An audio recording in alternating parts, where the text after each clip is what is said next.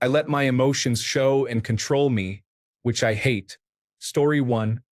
I recommend meditation. Remove any negative associations, and meditation teaches you to engage in metacognition. When you sit focusing on your breathing or another point of attention and your mind starts to wander, the practice of recognizing that it is wandering and then returning to the point of focus helps you observe and modify your thoughts and, eventually, your feelings. Story 2. Trying to distance yourself from emotions will only make them control you more. Embrace them as feelings, accept them, process them, and move on. Emotions are just your responses.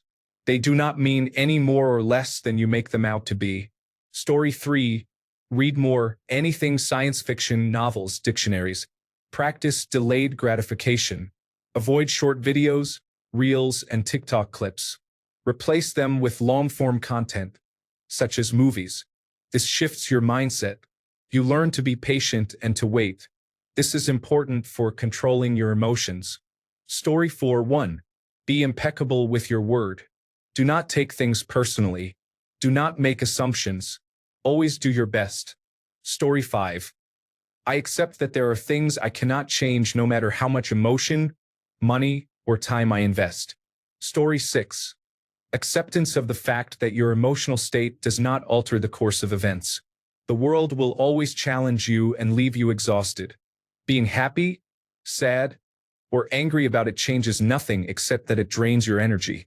Story 7. You compress that negative emotion into a ball and ignore it. With any hope, you will live to old age before it all erupts in an emotional breakdown. Perfection. Story 8. I just got tired. Emotions take energy. Outrage at the latest national scandal or internet drama takes energy. Energy I could have spent on reading, video games, or movies that make me happy. Story 9. Change what you can. Accept what you cannot. It is a phrase that has really been helping me this past year or so. Story 10. Here's my thought process. 1. Why am I angry at people? Because they got away with it. Why does this anger me?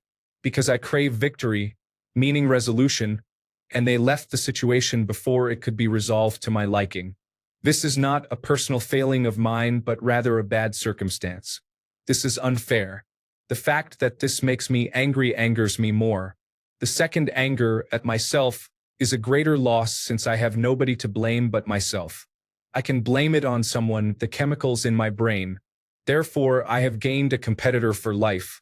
Every time I demonstrate dominance over that person who lives upstairs by not giving in and maintaining my calm at 2 a.m. despite their repeated shouts for silence is a victory in my book. I have achieved stoicism through spite, and it is great. Story 11. It took trials and tribulations to put into practice the things I learned over a few years of studying stoicism.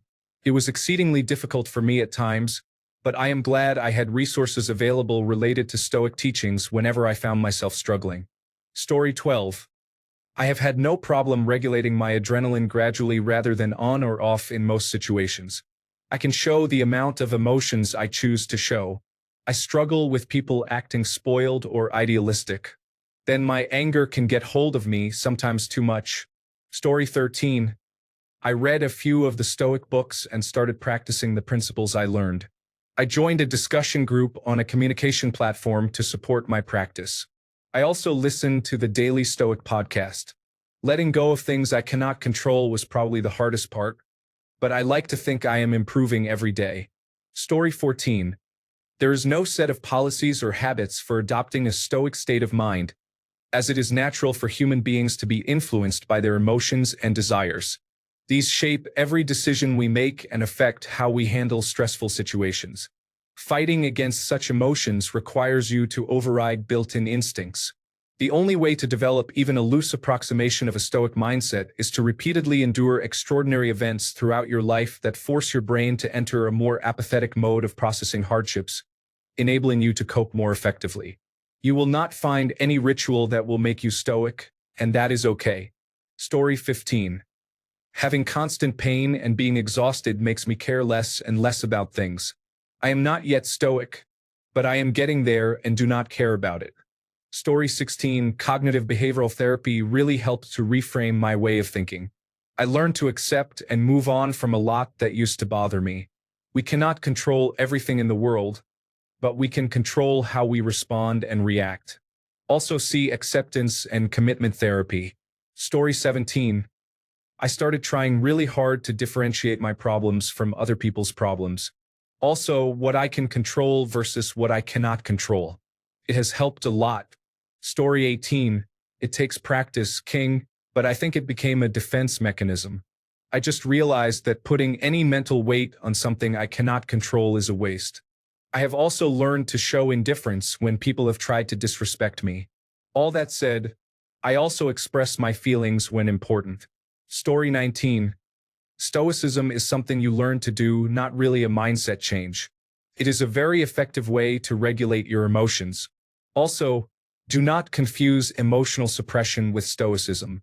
You still feel your emotions when you are practicing stoicism. You just do not let those emotions control your actions. So it is not like one day you suddenly have a mindset change and magically learn stoicism. Story 20. You can only control yourself. Also, remember what a waste of energy it is and how you and everyone else get sucked into the emotions surrounding everything for no reason. It makes no sense to complain about things that go wrong. Don't do that. It doesn't help. Story 21. Number 1 is growing older. That will tend to do part of the work for you. If you are over 25 and you are letting your emotions control you, that is a problem. Number 2. Put distance between yourself and volatile personalities and situations. A lot of people have emotional impulse issues because of the environment they grew up in or the people they surround themselves with. Generally, impulsive people do not make good decisions. Emotional people are fine. Impulsive people are not. You start picking up habits from those you surround yourself with. Number 3. Focus on what you want. Once you have goals, then you start asking yourself if your response helps or hinders your progress toward them. Number 4. Why are you upset? If you cannot clearly articulate to yourself why you are having an emotional response to something, it is likely not worth acting on. If you do not know, it is an opportunity for introspection to unpack that and figure out if the problem is what they did or something else. Number 5. Education. It forces you to be more disciplined and learn different perspectives, which makes things less upsetting or shocking when you encounter them because you have a wider baseline of understanding for why people are the way they are. Story 22. I've always felt like I was a 50-50 split between my mother and my father. My father was a very logical and stoic man, very left-brained. Meanwhile, my mother was almost the complete opposite. She was very creative, outgoing, and highly empathetic. They say opposites attract, and in my parents' case, this was very true. Growing up, I always took after my mother. I was an outgoing extrovert, very in tune with my emotions, which sometimes made me overly sensitive. But I always had that analytical Mr. Spock brain hiding somewhere. I have always been the type of person who would look at something, analyze it deeply, and then try to improve it. I was the kid who played Dungeons and Dragons with his friends and had a notebook filled with annotations to rules. I rewrote the most important rules so we wouldn't have to spend time looking things up. When we played games like Risk, I always won because I would sit and analyze everything happening. This came naturally to me. Somewhere in my 40s, that left-brained part of me gradually took over without my realizing it. I am still fairly empathetic, which serves me well, but for the most part, my emotions are compartmentalized, and I am more stoic if the question arises. However, I cannot say for sure how that happened. Story 23. I have been abandoned by my wife, lost the life we built together, been treated badly by her and all of our friends, and lost all joy in my life. No Christmas with the children, no holiday, nothing left. I have no family and no more friends to talk to. That is how I feel. Story 24. I think I was mostly born like this. I have always idled low. The most important thing to realize is the distinction between what you can control and what you cannot control. Also, you cannot really control others, but you should be able to control yourself. If you can manage that, you can focus on the things you can control, which substantially decreases your load to things you can actually do.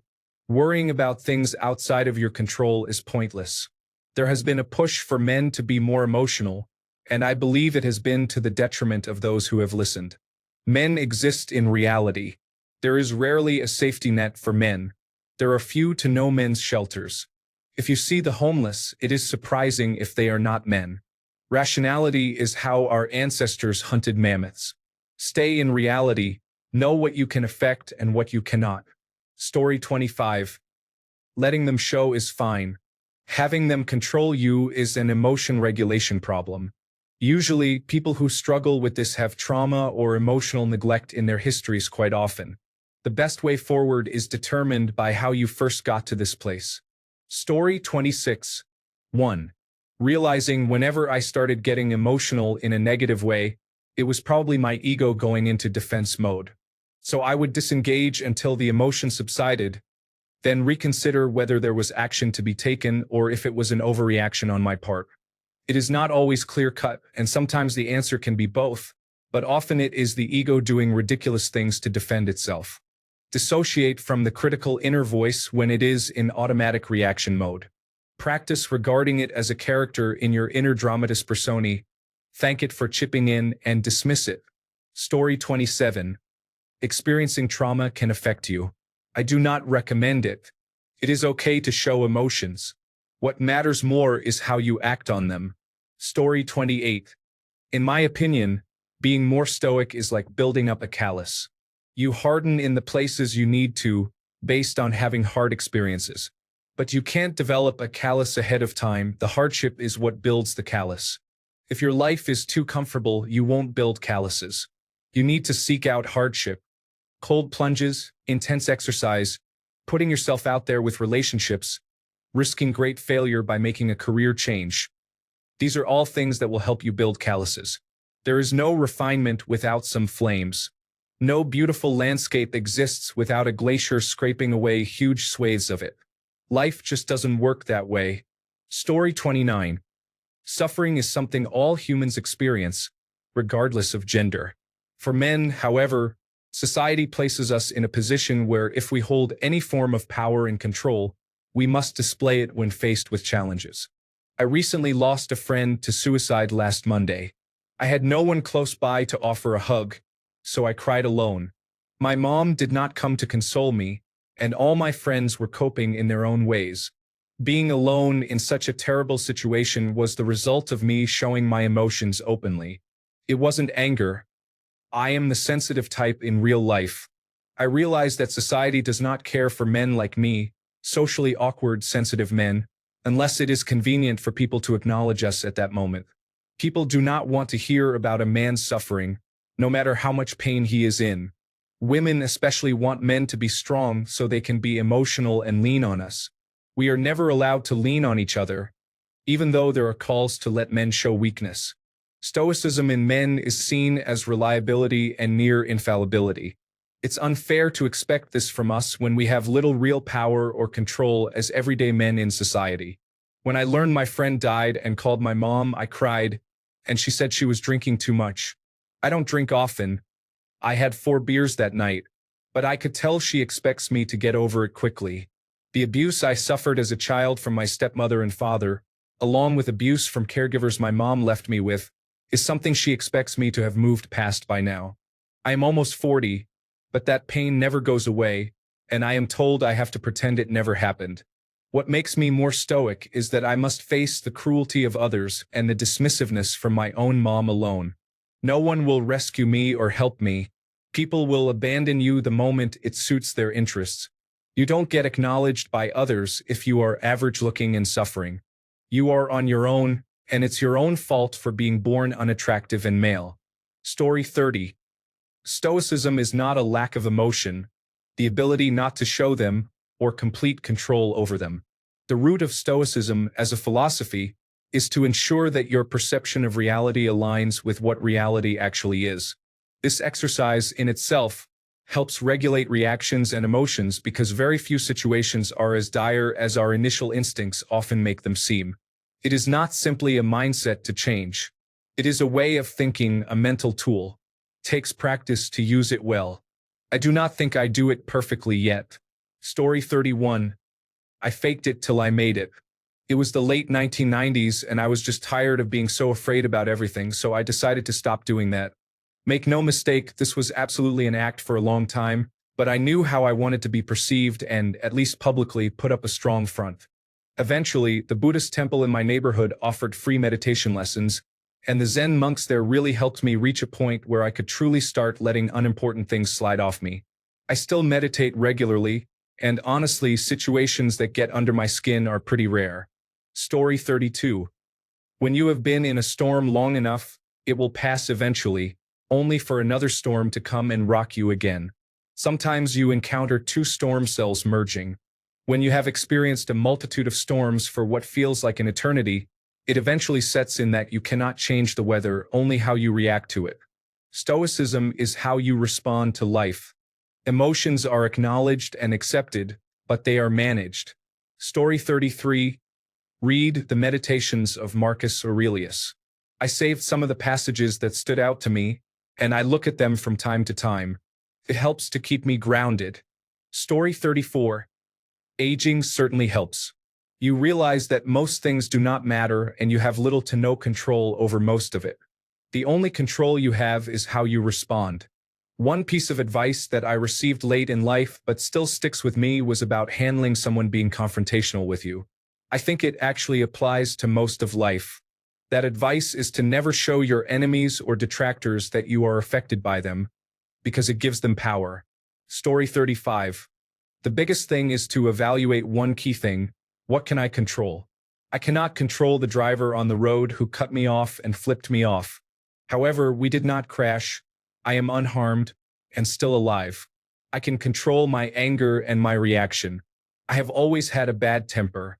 I am a gentle person by nature, and how I was raised played a huge role in how I respond when I am angry or emotional. The biggest thing I have done is, if I am set off, I evaluate why I felt the way I did, whether there is a chance the person did not do it intentionally or now, and whether it really changes things either way. It helped me to acknowledge that most people, myself included, are often so caught up in their own lives, actions, and motivations that even the most mindful people will occasionally act selfishly or in a way that causes offense. As for people who do intend to hurt you with words and actions, the big question is, why does this matter to me? It is normally their own problem that they are trying to make about you, and it is honestly more work to feed into it than it is to just ignore it. Story 36. I have had my ego constantly crushed in wrestling and Brazilian Jiu-Jitsu, so nothing really phases me anymore besides life-changing events like death. I have also crushed plenty of egos, so it is a nice balance of having an ego but being fully aware that it can easily be stripped away. Being involved in a sport like wrestling taught me how to build myself back up while staying humble. Any petty issues that come up, I just brush off and go about my day. On the other hand, I had teammates who did not learn any lessons from their ego being crushed, so they became egotistical individuals who will fight anyone that bumps into them at the bar. Story 37. I used to be stoic. Then I had a daughter. I cried at the new Superman trailer when Clark runs as a kid to his father. Story 38. Emotions need a release. Think of it like charging a battery. When the battery gets full, it will explosively decompress. Work out or play sports to pre-drain the battery. Release the emotion before it builds up too much. Story 39. Do not let them control you. Learn to experience your emotions. That means literally feeling where in your body you are experiencing these emotions. Do not judge them. If you are sad about something, do not tell yourself you should not be. That is judging, which causes you to act on the judgment to get rid of the feeling. We have core wounds that cause emotions. This is out of your control. All you can control are your actions and behaviors. Learn to passively observe how you are feeling and tell yourself that it is okay to feel this way. Try to recognize where the emotions might be coming from and be the person for yourself that you need to soothe them. Our body takes 90 seconds to fully move an emotion through our bodies. Just wait it out and sit in the sadness or discomfort. Once you do that, they will happen less and less, and you will get better and better at processing them. They are going to be processed whether you like it or not. They will come out when you do not want them to. We hold our emotions in our bodies. Literally feel the sensations of these emotions and consider why they might be happening. It is usually something unresolved that you are insecure about, and our past and experiences inform them. Story 40. Get married and have children. That is a sure way to smooth out any annoying emotional edges you have, and you just become another man wearing the latest fashion from Costco, doing projects on your weekends, driving the family to various places, and eventually going to bed to do it all again tomorrow. It is even more challenging if your spouse lets the intimacy in the marriage fade, as that can numb you to the point where you no longer care about showing your emotions. Story 41. You are programmed to experience emotions. Emotions are an integral part of your identity. I suggest embracing your true self rather than distancing yourself from it. Story 42.